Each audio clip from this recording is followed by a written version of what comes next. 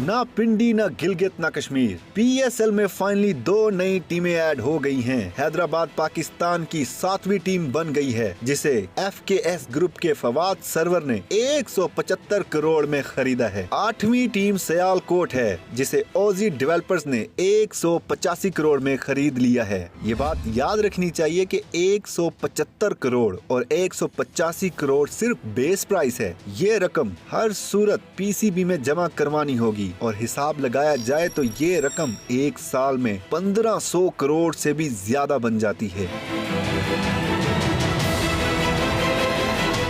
दिलचस्प बात यह है कि अली तरीन मुल्तान सुल्तान के साबिक ओनर ऑप्शन शुरू होने से कुछ ही वक्त पहले लीग छोड़ गए। हालांकि 2 दिन पहले अली तरीन ने यह भी कहा था कि पिंडी बॉयज के नाम से एक टीम होनी चाहिए, लेकिन इनके अरमानों पर पानी फिर गया। अब सवाल ये है कि बहावलपुर के नाम से भी कोई टीम पीएसएल में शामिल करनी चाहिए थी या नहीं। बहावलपुर में क्रिकेट का शौक भी है, ग्राउंड भी है और टैलेंट भी भरपूर, लेकिन पीएसएल की लिस्ट में नाम फिर भी नहीं आया। हर बार बात होती है सहूलतों की, मार्केट की, स्पॉन्सर्स की, और बहावलपुर हमेशा नेक्स्ट टाइम में चला जाता है।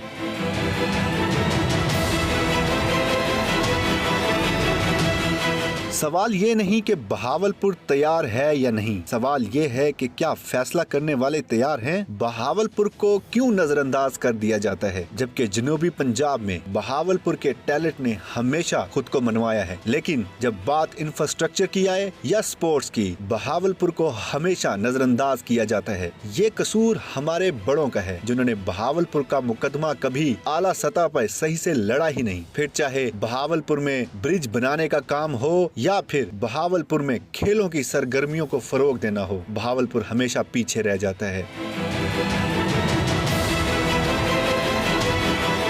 क्योंकि हमारे नुमाइंदों ने बहावलपुर की आवाम को हमेशा नजरअंदाज किया है। आपको याद होगा कि बहावलपुर में चंद साल पहले एक बात बहुत जोरों शोर से सियासत के ऐवानों में गूंज रही थी कि बहावलपुर में फ्लाईओवर्स पे काम शुरू होने वाला है, लेकिन ना ही फ्लाईओवर्स बने और ना ही सियासी ऐवानों में वो हलचल रही, बल्कि हर कोई अपने हिस्से की सियासत चमकाकर आवाम को हमेशा नजरअंदाज कर जाता है। आपके ख्याल में पीएसएल में और कौन सी टीमें शामिल होनी चाहिए थीं? कमेंट सेक्शन में अपनी राय का इजहार जरूर कीजिए।